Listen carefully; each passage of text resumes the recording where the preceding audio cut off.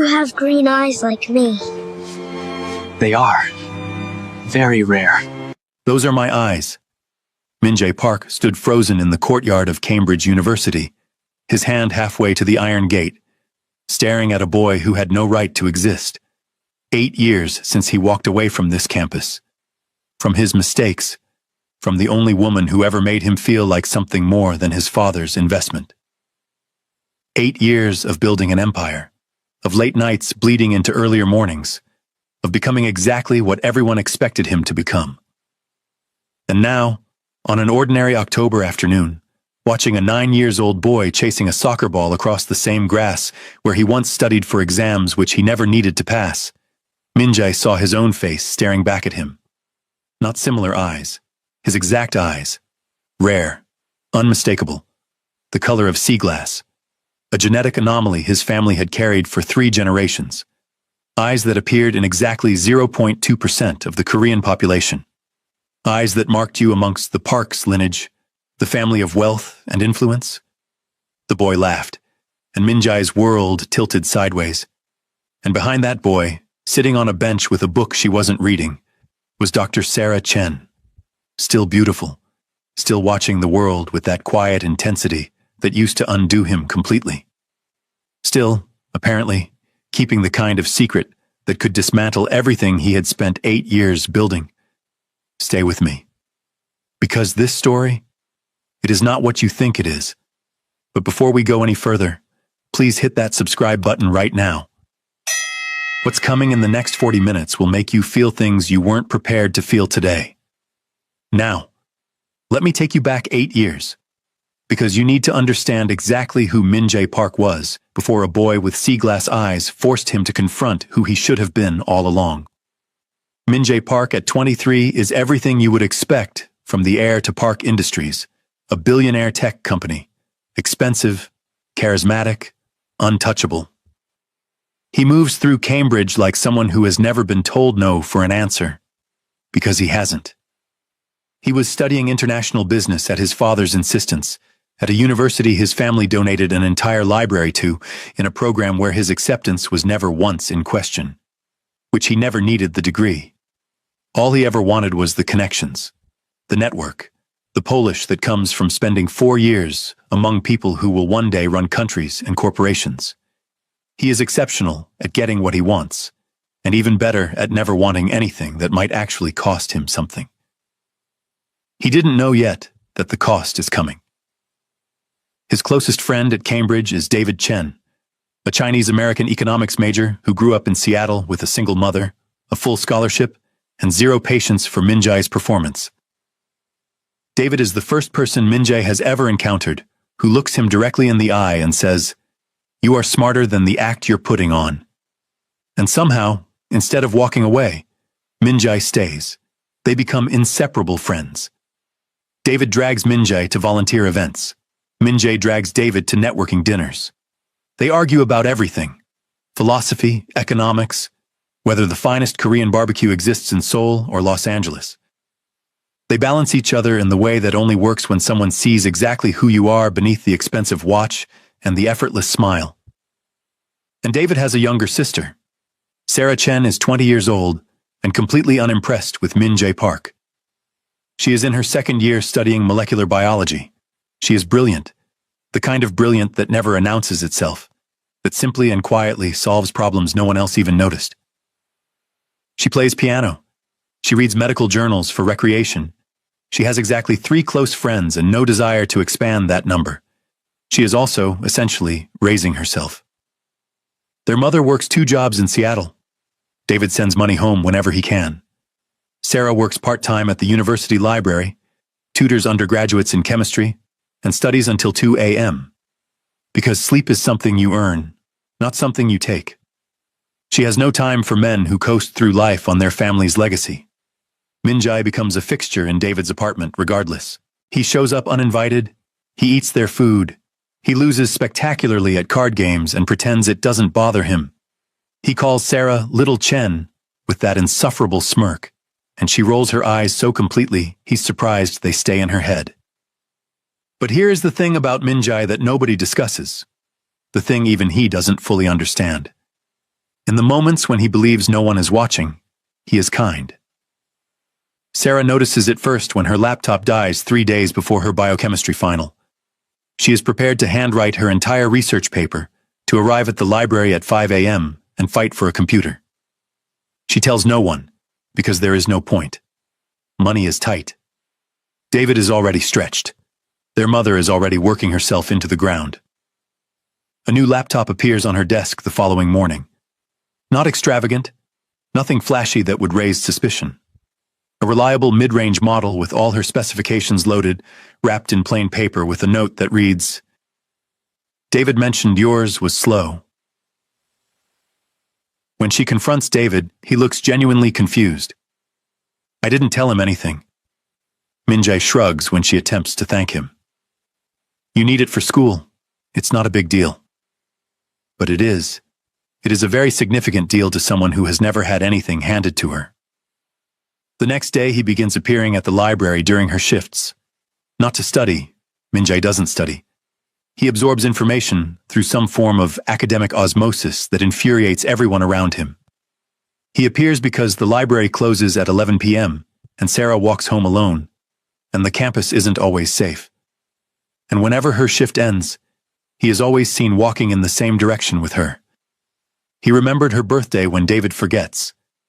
He arrives with a small cake from the Korean bakery 20 minutes off campus, one candle, and the worst, most gloriously off-key rendition of Happy Birthday in 3 languages. "You're terrible at this," Sarah tells him. They both laughed. "I know," Min-jae responded, and for just a moment they had fun together. He sat with her through her mother's surgery scare. That devastating week when Sarah can barely eat, barely focus, when David is in Seattle and she is alone in Cambridge, holding herself together with caffeine and sheer willpower. Min-jae offers no empty reassurances. He simply shows up, brings food she doesn't touch, sits with her in silence when words would feel like an insult, stays when anyone else would have left. "You don't have to be here," she tells him at 2 a.m. in the hospital waiting room she is haunting through phone updates. "I know," he says. He stays anyway. Sarah fell in love slowly with Min-jae, then all at once. The way you fall asleep. Imperceptible, until suddenly you're drowning. And here is where I need to pause and ask you something. Because what happens next? What Min-jae did the moment he realizes Sarah loves him, it is going to make you angry. It made me angry writing it. Tell me in the comments. Have you ever loved someone who was too afraid to love you back? Because that fear is about to destroy 2 people. Don't go anywhere. What comes next breaks everything. It all happened on a Wednesday in March. David is in London for a conference. Min-jae is supposed to be studying for exams that doesn't matter to him. And Sarah is making tea in their small kitchen, with the window cracked open and rain beginning to fall. Min-jae sits at the kitchen table, pretending to be reading a textbook he has already memorized. "Why are you really here?" Sarah asks without turning around. "David asked me to check on you." "David has been gone for 3 hours. You've been here every night this week." Min-jae closes the textbook. "Maybe I like your company." "You like everyone's company. You collect people the way others collect stamps." "That's not fair." Sarah turns around. She's wearing an oversized sweater, her hair in a loose bun, looking tired and young and so beautiful it physically aches to look at her. "No," she says quietly. "What isn't fair is you showing up here and being you, and then leaving and pretending you don't know exactly what you're doing." "Sarah, I'm in love with you." The room goes absolutely still. Even the rain seems to pause. Min-jae stands. "You can't be." "Why not?" "Because I'm—" He stops. Starts again. "Because you deserve someone who knows how to do this. Someone who won't ruin it." "You don't get to decide what I deserve." "Your brother is my closest friend." "I'm aware." "My father expects me back in Seoul in 3 months." "I know that too." "Sarah, I don't know how to be what you need." "Then learn," she says. He kisses her. When he pulls back, his hands are shaking. "I can't promise you anything," he says. I'm not asking you to, she responded. And for 3 months, Min-jae Park was genuinely happy. Not the shallow satisfaction of achievement or the hollow validation of expectation, but real, irreducible happiness. They study together. She quizzes him on material he doesn't need help with, just for the excuse to be in the same room. He learns to cook exactly one dish, japchae, and makes it every Sunday until she finally admits it's almost good. He takes her to a piano bar and watches her play Debussy with her eyes closed, and he understands for the first time why people write poetry about moments they already know they're going to lose. She wears his jacket. He keeps her favorite tea in his apartment.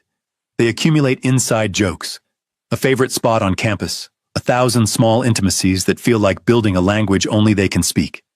He knows it is temporary. She knows it is temporary. Neither of them admits it. The next day, Min-jae received a phone call from Seoul, Min-jae's father. Your graduation is in 6 weeks. Your position begins the following Monday. The apartment is ready. So is your office. Don't be late. Not. Are you ready? Not. What do you want? Just, don't be late. Min-jae looks at Sarah asleep in his bed, her hair across his pillow, her hand curled beneath her cheek, and feels the future closing around him like a fist. He could fight it. He could ask for more time. He could ask Sarah to come with him. He did none of these things, because Min-jae Park at 23 is still, fundamentally, a coward. The next day he starts pulling away, slowly at first, missing plans, becoming vague about when he'll return, spending more time with friends who never ask difficult questions or look at him as though he is capable of being something better. Sarah notices. Of course she notices. Are you ending this? She asks him one evening. No, he lied. Then what are you doing? I'm just stressed, about graduation, about going home. Are you asking me to wait for you? I don't know, he says. Just a pause, because what Min-jae did next, there is no justification for it. None whatsoever. Just 3 weeks before graduation, Sarah finds out the truth. Not from Min-jae, from a woman named Jessica Kim, a friend of a friend, someone in Min-jae's social circle, whom Sarah has encountered exactly twice. That day, Sarah went to a campus cafe, studying for her final year exams, and Jessica suddenly slides into the seat across from her. You're Sarah Chen, right? David's sister? Yes, she responded. I don't know if this is right, but I want to ask, are you two actually together? Sarah's stomach drops. Why are you asking? Jessica looks uncomfortable. Because he was at a party last night with Yoona Lee, like seriously with her, and when someone brought it up, he said what? Sarah asked. That he isn't seeing anyone seriously, that he's returning to Seoul single because long distance isn't his thing. A pause. I just thought, you deserved to know. Sarah thanked her for the information. She is very skilled at keeping her face composed, and just immediately she closed her books. She walked across the campus to Min-jae's apartment, and she used the key he gave her 6 weeks ago to unlock the door, and she walked in. Min-jae is on the couch with Yoona Lee, not kissing, worse than that, comfortable. The ease of two people having an intimate moment together. Immediately, they pull apart the moment Sarah stepped in. Sarah, Min-jae called out loud. So it's true. No, not what you think, he responded. You told people last night you're returning to Seoul single. Min-jae's face shifts through something complicated. Yes or no? I didn't want to hurt you, he said. So you thought lying would be better? I thought... He drags a hand through his hair. If I let this fade out naturally, it would be easier. For both of us. Easier, she asked with disappointment in her eyes. Sarah, please. How long? She glances at Yoona, who has the grace to look ashamed. How long has this been happening? We were just... Don't. Sarah's voice fracture. Don't insult me with more lies. Immediately, she dropped his key on the coffee table. She didn't throw it. She places it down with the quiet finality of someone returning something that was never truly hers. "Sarah, wait," he called. "You know what the worst part is? I actually believed you were different. I really believed the person I gave my heart was really in love with me. It was just another performance." "That is not true." Minjae opens his mouth. Sarah nods slowly. "That's what I thought." And she left with a broken heart. She walks all the way back to her apartment without crying, which is the hardest thing she has ever done. 6 weeks later, Minjae graduates. She didn't attend the ceremony, and 7 weeks later, Minjae flies back to Seoul. He left without saying goodbye, and that same week, Sarah took a pregnancy test in the bathroom of her campus apartment, watches 2 lines appear, and she understands that Minjae Park is going to be part of her life forever, in the most irreversible way imaginable. She sat on the bathroom floor for an hour, then she stood up. She washes her face, and she made a list. She didn't tell Minjae. She should. She knows she should. But every time she reaches for her phone, she remembers him standing in his apartment, unable to say she was worth fighting for. She remembers long distance isn't my thing. She remembers the key on the coffee table and the silence where his answer should have been, and she made a decision. If he didn't want her, he doesn't get this either. It isn't revenge. It is self-preservation. She later told David she is pregnant. She told him the father was a brief relationship that ended badly. Someone David doesn't know. Someone who made it abundantly clear he wanted nothing to do with parenthood. David held her while she cries and promises they will figure it out together. Their mother flies in from Seattle. Practical, loving, devastated, but absolutely determined. "We're Chens," she tells Sarah. "We handle what life gives us." Sarah finished her PhD program. She moves back to Seattle. She works part-time at a research laboratory, saves every dollar, and prepares to become a mother at 21. The baby arrives in February, 8 years ago, with the most extraordinary eyes Sarah has ever seen. Sea glass green. Rare. Unmistakable. The nurse comments on them. "I've never seen that color before. Is it genetic?" Sarah looks at her son and sees Minjae Park staring back at her, and feels her heart break and mend in the very same breath. "Yes," she whispers. "It's genetic." She names him Ethan, Ethan Chen. David became an uncle, the most devoted uncle in existence. He visits every month. He sends gifts. He video calls to hear about preschool and first words and every milestone along the way. Sarah completes her PhD remotely. She publishes research. She became Dr. Sarah Chen, molecular biologist, single mother, the woman who rebuilt herself entirely from scratch. Ethan grew up so fast. He is gentle, thoughtful, equally obsessed with soccer and science. He asks 1,000 questions, and above all, he has his father's eyes. Every single day, she sees Minjae in him, in the way he concentrates, in his occasional dimple, in his stubborn insistence on doing everything himself. She makes peace with it. Mostly. Peace is not the same as forgiveness, but it is livable. And then the reunion invitation arrives.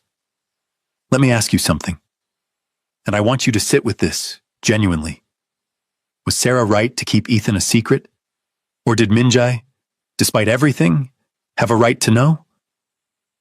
Drop your honest answer in the comments. No judgment. I want to know exactly where you stand. Because what happens when these two come face to face again is going to challenge everything you think you believe about second chances. Stay with me. We are just approaching the moment everything combusts. Minjae Park is 31 years old and the CEO of Park Industries. He assumed leadership from his father 2 years ago. He has tripled the company's valuation. He appears on the cover of Forbes Korea. He is everything his father spent decades engineering him to become. He is surrounded by people at every moment, employees, partners. A rotating presence of suitable women his mother introduces him to at charity galas, but alone in the way that matters. In the 3 a.m. way. In the way where success tastes like absolutely nothing. He hasn't spoken to Sarah Chen in 8 years. He has thought about her approximately 8,000 times. The reunion invitation sits on his desk for 3 weeks. Cambridge University, class of 2016, 10-year reunion.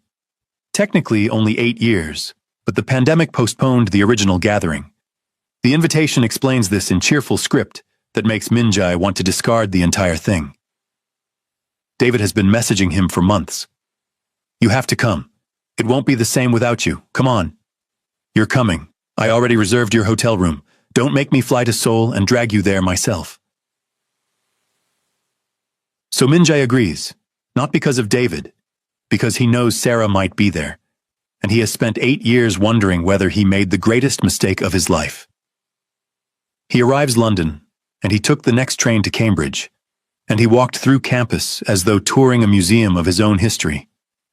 The buildings, the grass, the cafe where he spent an unreasonable amount of money on mediocre lattes, the bench where Sarah used to study between classes. He is not looking for her. The reunion begins on Friday evening, a casual mixer in the courtyard. Min-jae arrives late. Expensive suit, expensive watch, every inch the accomplished CEO. David spots him immediately and pulls him into a hug. You came. I honestly didn't think you'd actually come. You threatened me. I persuaded you. There is a meaningful difference. David grins. Come on, there are people you need to see.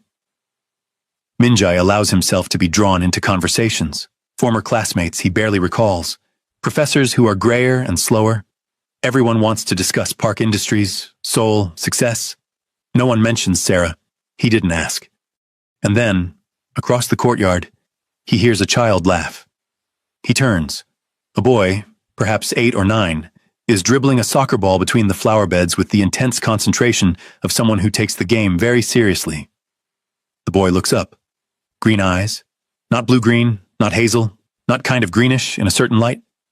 Sea glass green. The precise shade Min-jae sees in his own mirror every single morning. The boy smiles, and there is the dimple. Left side. The Park family dimple that appears faithfully in every generation. Min-jae's glass slips from his hand. It shatters on the stone courtyard. Everyone turns, and that is when he sees her. Sarah Chen, standing near the bench, her hand frozen halfway to her mouth, eyes wide with the specific terror of someone watching their carefully constructed world collapse in real time. She wears glasses now. She looks older, more certain of herself, like someone who has passed through fire and emerged as steel. She is the most breathtaking thing he has ever seen. The boy sprints toward her. Mom, did you see that shot? Mom. The word detonates. Sarah's eyes meet Min-jae's across the courtyard. Neither of them breathes. David appears at Min-jae's elbow. Hey, you all right? You dropped your... He follows Min-jae's gaze. Oh, Sarah made it. Did you know she was coming? And that's Ethan, my nephew. Come on, I'll introduce you. No, Min-jae starts, but David is already moving. Sarah looks as though she might run. She didn't. She holds her ground as David approaches with Min-jae beside him. Sarah, you actually came. How long has it been? David embraces her, entirely oblivious. Too long, Sarah says. Her voice is steady. Her eyes never leave Min-jae's. And of course you remember Min-jae. Of course, Sarah says. Min-jae, this is my nephew Ethan. Ethan, this is my closest friend from university. Ethan looks up at Min-jae with those impossible green eyes and extends his hand with the formal courtesy of a child raised on good manners. Nice to meet you, sir. Sir. Min-jae shakes his hand. The boy's grip is small and warm and completely, undeniably real. Nice to meet you too. His voice sounds as though it is surfacing from deep water. You have green eyes like me, Ethan announces brightly. That's so cool. Mom says they're really rare. The courtyard is tilting. They are, Min-jae says quietly. Very rare. Sarah has gone completely pale. David, magnificently oblivious, says, Isn't that something? What are the odds? I'm grabbing more drinks. You two catch up. And walks away. Sarah and Min-jae stand 3 feet apart with 8 years of silence and one green-eyed boy between them. Ethan, sensing the adult tension he cannot name, says, I'm going to keep practicing, and runs back to his ball. The moment he is out of earshot, Min-jae says quietly, "How old is he?" Sarah swallows. 8. His birthday? February 14th. Min-jae did the arithmetic. His face does something terrible. "Please, not here." Min-jae looks at Ethan, then back at Sarah. "When?" "Tomorrow. The coffee shop on Mill Road. 10 o'clock. You'll be there?" "Yes." She walks away before he can say another word. Min-jae stands in the courtyard and watches a boy with his eyes play soccer, and understands that everything, absolutely everything, is about to change. He sits in his hotel room with his laptop open, searching. Sarah Chen, molecular biology. Her faculty page at the University of Washington appears. PhD in molecular biology. Published researcher, specialization in genetic disorders, awards, peer-reviewed publications. A professional headshot where she is smiling slightly, like someone who has learned how. No mention of family, no mention of a child. He searches Ethan Chen, soccer team rosters, school honor rolls, nothing definitive. He pulls up his phone, scrolls to Sarah's contact, still saved after 8 years, because he has never been able to delete it. His thumb hovers over her name. He didn't call. At 3 a.m., he opens his own childhood photographs, the ones his mother sent him years ago. There he is at 3, at 5, at 8. Green eyes, the same dimple, the same concentrated expression. He holds the mental image of Ethan beside them. It is like looking at a mirror across time. She sits in David's guest room.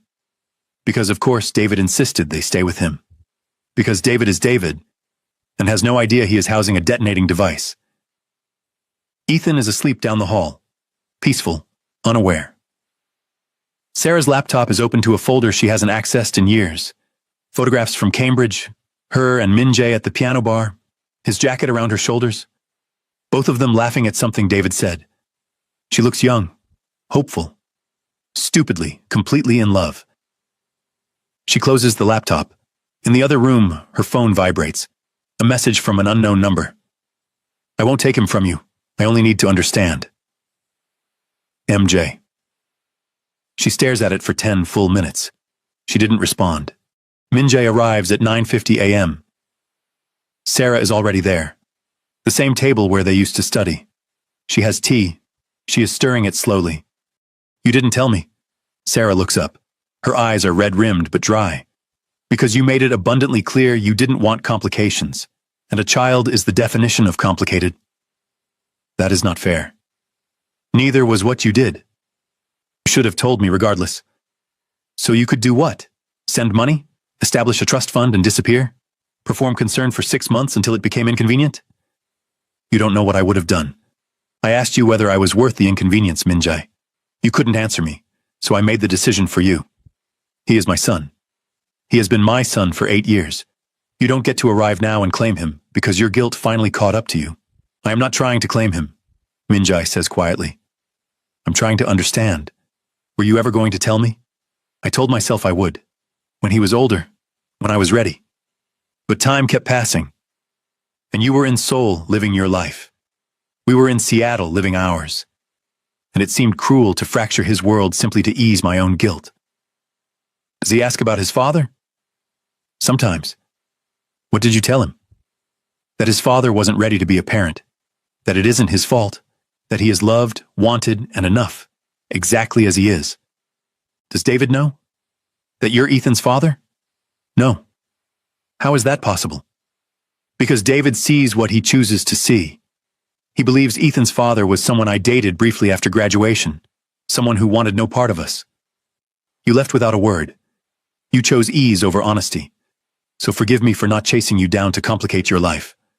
Every day for 8 years, I've thought about what I lost, what I was too frightened to fight for. I need you to know that leaving you was the worst decision of my life. Not because of Ethan, I didn't know about him, but because you were the only real thing I had ever possessed, and I discarded it out of cowardice. I want to know him. If you'll let me, I want to try to be what he deserves. He deserves someone who shows up, not someone who appears when it's convenient. And I will not allow you to walk in and out of his life whenever it becomes difficult. If you do this, you commit entirely.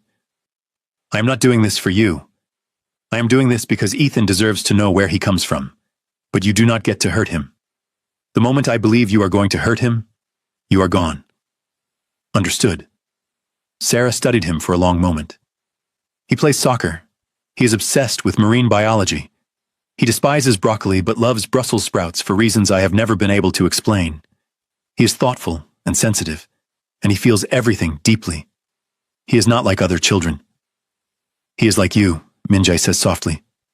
He is like both of us. Sarah's voice wavers, and that terrifies me. I will not hurt him, Sarah. I swear it. Don't swear, just show up. Min-jae nods. They sit in brief silence. How do we do this? He asks. I don't know, Sarah admits. I've never navigated this before. Neither have I. Despite everything, Sarah almost smiled, and they both agree on a plan. They will tell Ethan together. Soon. No lies, just the truth. For the formal dinner where Ethan sits between Sarah and David and fires approximately 700 questions at Min-jae about South Korea. Do you speak Korean? Yes. Can you teach me a word? Min-jae teaches him 안녕하세요. Hello. Ethan practices it 40 times until he pronounces it correctly. Min-jae watched this child, with the focused intensity of someone memorizing something irreplaceable. Sarah watches Min-jae watch Ethan. David watches all of them and announces, It's nice, isn't it? Everyone together? Sarah and Min-jae exchange a glance. Yeah, Sarah says. Really nice. David is out visiting another friend. It is just the three of them in a park near campus. Ethan is scaling a jungle gym. Sarah and Min-jae sit on a bench. We should tell him now, Sarah says. Are you certain? No, but we won't become more certain. They call Ethan over. He runs up breathless, eyes bright with the specific joy of a child who has no idea his world is about to shift on its axis. What's up? Sarah takes a breath. Ethan, sweetheart, we need to talk to you about something important. His expression sobers instantly. He is 8. He understands that important means adult territory. Okay? Sarah looks at Min-jae. He nods. You know how you've asked about your dad? Sarah begins. Ethan, Sarah says gently. Min-jae is your father. Ethan blinks. The green eyes, he says slowly. Yes, Min-jae manages. That's why we match. Yes. Ethan looks at Sarah. Did you know when we saw him? Yes, baby. Why didn't you tell me straight away? Because I needed to speak with him first, to make sure. She pauses. To make sure he wanted to be part of your life. Ethan turns to Min-jae. Do you? Yes, he says. More than anything. But you didn't before. The truth. The hard, unvarnished truth. No, Min-jae says. I didn't know about you. And when your mother and I knew each other, I made terrible choices. I wasn't ready to be anyone's father. I would have been awful at it. And now? Now I want to try. If you'll let me. Can you come to my soccer games? Yes. And teach me more Korean? As much as you want. Will you live with us? Sarah moves to intervene, but Min-jae answers honestly. I live in South Korea right now, but I can visit often. We can video call. I can come to your games, your school events, anything you want me at. Ethan nods slowly. Okay. Can I still call you Min-jae? Dad feels strange. Call me whatever feels right. Can I go back to playing now? Sarah laughs, half sob, half relief. Yes. Ethan sprints back to the jungle gym. Sarah and Min-jae sit in stunned silence. That was easier than I anticipated, Min-jae says. I need to pause here and ask, how do you think Ethan truly feels beneath that composure? Because children say okay to many things they are still quietly working through. Tell me in the comments, do you believe Min-jae can actually do this? Can someone who ran away genuinely learn to stay? What comes next will test that question in ways none of them expect. Min-jae did not return to Seoul, not immediately. 1 week becomes 2. 2 weeks becomes a month. His board is confused. His father is furious. His mother calls daily asking when he is coming back. He stays. He secures an extended stay apartment in Seattle, 20 minutes from Sarah's house. He attends every single one of Ethan's soccer practices. He learns the names of every teammate. He brings orange slices. He cheers from the sidelines with enthusiasm, but without embarrassing anyone. He had dinner with Sarah and Ethan twice weekly, and Min-jae teaches Ethan Korean phrases. Ethan teaches Min-jae about tide pools and sea anemones. Then one Wednesday, Ethan collapses during soccer practice. One moment he is running. The next, he is on the ground, unconscious. He finds Sarah in the emergency corridor, standing outside a set of double doors, looking as though she might fracture. Ethan is in the hospital bed, small and scared, connected to monitors that beep steadily. "Mom," he says, and starts to cry. Sarah holds him. "I'm right here. You're safe. We're figuring it out." Ethan sees Min-jae over her shoulder. "You came." "Of course I came." The doctor arrives. "We're running a full panel, cardiac, neurological, metabolic. Given his age and the sudden onset, we want to eliminate every possibility." "He's going to be fine," Min-jae says. "You can't know that. He's strong. He's your son. He's your son too." The words settle between them like something permanent. The doctor returns at 9 p.m. "We found something." Sarah stops breathing. Ethan has a cardiac arrhythmia, specifically long QT syndrome. It's a genetic condition affecting the heart's electrical system. It triggered the collapse. "How serious is this?" Min-jae asks. "It can be life-threatening if unmanaged. However, it is treatable. Medication, lifestyle modifications, regular monitoring. The critical thing is that we caught it. Many patients remain undiagnosed until something catastrophic occurs." "What causes it?" Sarah asks. "It's inherited. Autosomal dominant. If one parent carries the gene, there is a 50% chance the child inherits it." Sarah and Min-jae look at each other. "Do either of you have a cardiac history?" the doctor asks. "No," Sarah says. Min-jae goes very still. "My mother does. She had a defibrillator implanted 5 years ago. I never knew the specific diagnosis." "We should test you," the doctor says. "If you're a carrier, that is clinically significant." Min-jae got tested immediately. He carries long QT syndrome, undiagnosed, asymptomatic until now. He passed it to Ethan. "It is not your fault," Sarah tells him. "You didn't know. He has this because of me. He has green eyes because of you as well. Genetics are not moral indictments." But Min-jae cannot release it. His father calls. He picked immediately. "You have been absent for 6 weeks. The board is asking questions. Investors are growing uneasy. Come back. Now." "I can't. This is not a request. My son is ill." "What son?" And Min-jae realizes he has never told them. His family has no knowledge of Ethan's existence. "I have an 8-year-old son in Seattle. He was just diagnosed with a cardiac condition. I am not leaving him." His father's voice turns arctic. "You have a responsibility to this company."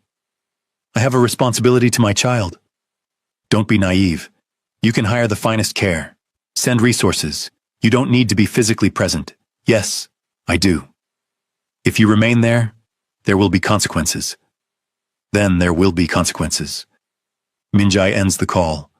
His hands are shaking. 3 days later, a Korean financial outlet runs the story. Park Industries' CEO has secret child in America, company future in question. He sits before a respected Korean journalist, entirely composed, and says, "Yes, I have a son.